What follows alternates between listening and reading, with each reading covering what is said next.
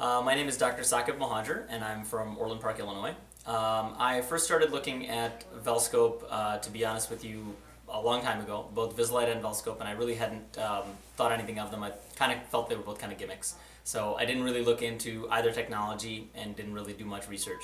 A couple of my colleagues had one of them had Vislite and a couple had Velscope, and they never really raved about them, never really talked about whether or not they were, changing their practice or anything like that.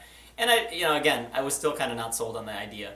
A few people did talk to me about Vislite, and I had heard some, not so happy reactions to some rinses, and some, people had talked about both of those systems having disposables, and all I could think of was extra supply costs, extra costs. Why would I even want to worry about it? When I finally decided to do it was at the midwinter meeting when I met Eben and actually started talking to him about the technology itself. And I did do some reading on my own at that point on some of the studies that were done, and I was pleasantly surprised at how easy it was.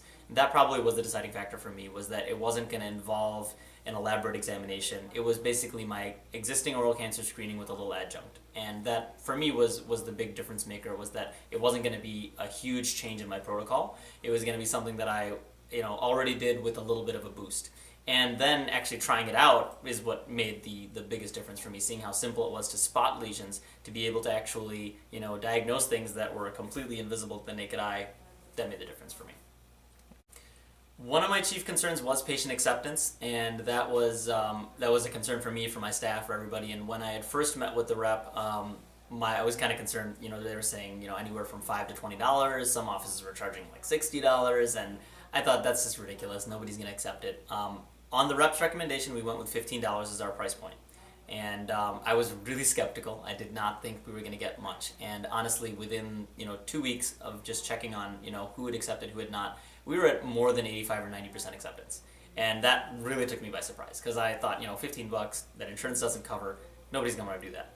But when my hygienist used the right verbiage, and when we used the right verbiage and explained to them that the benefits behind it, usually the cost becomes a secondary factor. It's really not, if once they're convinced that they want it done, then $15, $10, $20, it doesn't make a difference. So that was key for us.